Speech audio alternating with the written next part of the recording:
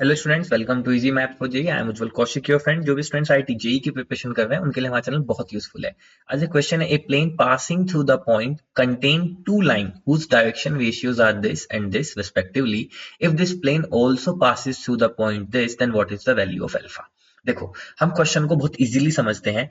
जब भी हमें इक्वेशन ऑफ प्लेन फाइंड करनी हो, ठीक है, आप इस बात को याद कीजिए, मेजॉरिटी ऑफ द टाइम हम यही यूज करते हैं। जब भी मुझे इक्वेशन ऑफ प्लेन फाइंड करनी हो तो मुझे बेसिकली दो चीजें पता लग जाए तो मैं बता सकता हूं। पहला, कोई पासिंग पॉइंट जिससे मेरा प्लेन क्या कर रहा हो, पास कर रहा हो। मान लीजिए वो पासिंग पॉइंट है x1, y1 और z1। दूसरा, उस प्लेन के डायरेक्शन रेशियोज यानी कि नॉर्मल वेक्टर।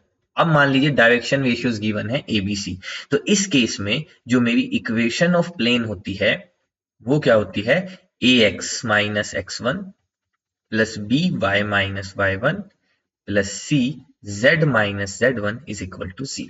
ठीक है। अब देखो, अगर हम अपने क्वेश्चन में आए तो हमारे क्वेश्चन में हमें गिवन है कि if the plane passing through the point this, तो यानी कि हमें पासिंग पॉइंट तो पता है, तो मैं यहीं पे इमीडिएटली लिख देता हूं, यानी कि वो है 3, 1 और 1। पासिंग पॉइंट तो पता है, बस अब मुझे क्या फाइंड करना है, डायरेक्शन रेशियो। और मुझे एक चीज और गिवन है कि ये जो प्लेन है, मान लीजिए ये है वो प्लेन, ये प्लेन कंटेन करता है दो लाइन को। तो मान लीजिए ये लाइन है, ये लाइन है, ये लाइन L1 है, ये लाइन L2 है। हम एक कॉन्सेप्ट जानते हैं कि जब भी प्लेन लाइन को कंटेन करता है तो इसका मतलब जो लाइन जिस पॉइंट से पास करी होगी उससे भी पास करेगा। दूसरा, हम जानते हैं कि जो प्लेन का यूनिट नॉर्मल होगा, यानी कि जो नॉर्मल वेक्टर होगा, बेसिकली जो नॉर्मल वेक्टर होगा वो इस लाइन के भी परपेंडिकुलर होता है और वो इस लाइन के भी परपेंडिकुलर होता है। मान लीजिए ये जो मेरा रिक्वायर्ड प्लेन P है, इसके लिए नॉर्मल वेक्टर n है, तो जो ये मेरा n है, ये n परपेंडिकुलर होगा लाइन 1 पे भी और ये n जो है परपेंडिकुलर होगा लाइन 2 पे भी। बस यही था इस क्वेश्चन को समझने का कॉन्सेप्ट, क्योंकि बेसिकली n पूरे प्लेन के परपेंडिकुलर है और प्लेन में ही लाइन लाई कर रही है, तो वो इन दोनों के परपेंडिकुलर होगा। और अगर हम जानते हैं कि मुझे अगर n वेक्टर फाइंड करना हो जो परपेंडिकुलर हो L1 और L2 के, तो मैं क्या कॉन्सेप्ट यूज करता हूं, n is equal to L1 cross L2। मतलब बेसिकली जो लाइन 1 के डायरेक्शन रेशियोज हैं और लाइन 2 के जो डायरेक्शन रेशियोज हैं, तो मैं बेसिकली इसको और अच्छे से लिख देता हूं यहाँ पे, direction ratios of L1 n किसके इक्वल होगा, direction ratios of L1 cross product with direction ratios of L2। ऐसा क्यों, क्योंकि देखो हम जानते हैं, मान लीजिए कोई वेक्टर C है, that is cross product A cross B को हमने किया तो हमें एक वेक्टर सी मिला।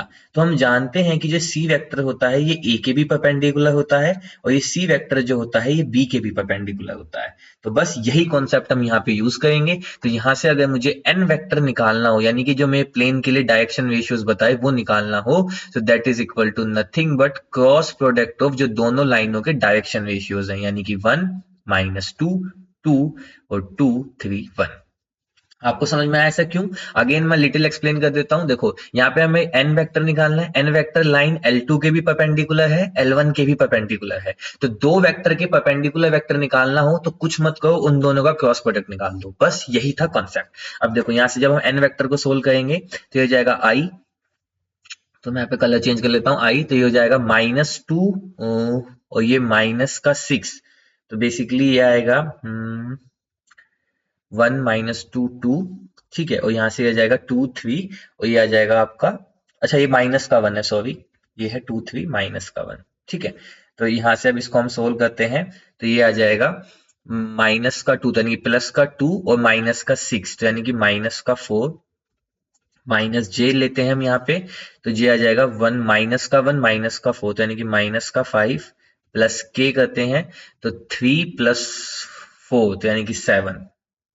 तो यहाँ से ये आ गया माइनस का 4i प्लस का 5j प्लस का 7k। ठीक है, तो बस ये जो थे मेरे इक्वेशन ऑफ प्लेन के लिए डायरेक्शन रेशियोज चाहिए थे। डायरेक्शन रेशियोज कितना आ गए, -4 5 और 7। अब ये दोनों चीज मिल गई तो लिख दीजिए इक्वेशन ऑफ प्लेन। तो लिख देते हैं यहाँ पे इक्वेशन ऑफ प्लेन क्या हो जाएगी, तो प्लेन P की इक्वेशन क्या हो जाएगी, a यानी कि माइनस का 4 x माइनस x1 यानी कि 3 प्लस b यानी कि 5 y minus y1 1 plus c यानी कि 7 z माइनस z1 यानी कि 1 इज इक्वल टू 0। तो यहां से आ गया माइनस का 4x प्लस का 12। ठीक है, माइनस का 4x प्लस का 12 प्लस का 5y माइनस का 5 प्लस का 7z माइनस का 7 इज इक्वल टू 0। तो यहाँ से आ गया माइनस का 4x प्लस का 5y प्लस का 7z, और यहाँ से कितना बना ये आपका ये बचा 12। देखो न्यूमेरिक नंबर क्या बचा 12 माइनस 5 माइनस 7, तो 12 माइनस 12 0, तो यहाँ से बच जाएगा nothing but 0। This is equal to 0। ये आ गई मेरी इक्वेशन ऑफ प्लेन P। अब गिवन क्या था? गिवन था कि ये प्लेन जो है ऑल्सो पास करता है अल्फा माइनस 3 5 से। अब अगर ये अल्फा माइनस 3 5 से पास करता है तो जाहिर सी बात है अल्फा माइनस 3 और 5 जो है, अगर ये इक्वेशन 1 मानता हूं, विल सेटिस्फाई 1। तो करा दीजिए सेटिस्फाई, तो यहां से हो जाएगा माइनस का 4 अल्फा माइनस का 15 प्लस का 35 इज इक्वल टू 0। तो माइनस का 4 अल्फा प्लस का 20 इज इक्वल टू 0। तो 4 अल्फा इज इक्वल टू 20, तो अल्फा की वैल्यू कितनी आ गई 5। तो alpha is equal to 5, option 1 is our right answer. I hope you are able to understand the video. If you have still doubt, you can ask to me into the comment box. Thank you very much. Please subscribe the channel. Be happy.